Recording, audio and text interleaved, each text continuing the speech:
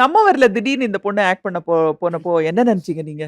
இவளுக்கு பிடிக்கவே இல்ல மேம். எனக்கு பிடிக்கல. சொன்னா அதெல்லாம் வேண்டாம் வேண்டாம் பண்ணாத. டான்ஸ்ல பிஸியா இருக்கப்ப எதுக்கு பண்ணணும் அப்படின்னு. கமல் சார் வந்து பார்த்துட்டு போற. போ ஆனா நோன்னு சொல்லிட்டு வா அப்படின்னு தான் சொன்னோம் நாங்கெல்லாம். ஓகே.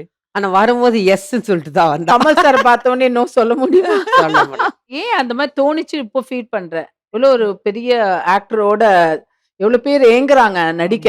அது எப்படி? கிடைக்கும் போது நான் எப்படி அது யோசிச்சேன் கூட இப்போ என் மிஸ்டேக்ஸ் எப்போ ரீக்ரியேட் Really. பண்றேன். அது அந்த வயசுல எங்களுக்கு தெரியல. அது எஸ்ஸா நோவா தெரியல. அது ஒரு வெக்கம் மேம். மெயினா என்ன தெரியுமா மேம், நிறைய பேசணும். நான் பேச மாட்டேன். நிறைய ட்ரெஸ் பண்ணணும், மேக்கப் போடணும். எனக்கு பயம் சாரி ஆனா கலை ஆப்போசிட்.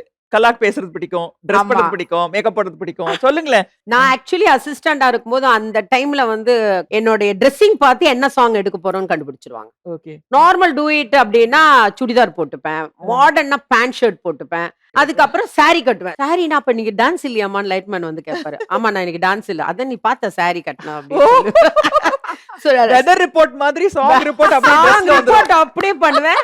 அது மாதிரி மாஸ்டர் ஆகும்போது எல்லாருக்கும் தெரியும் இன்னைக்கு பாட்டு முடியும். எப்படின்னா தலையில துணி கட்டினா உடனே ஓ இன்னைக்கு பாட்டு முடிய போகுது சொல்லுவாங்க. சோ இதெல்லாம் நிறைய நான் பண்ணிருக்கேன்.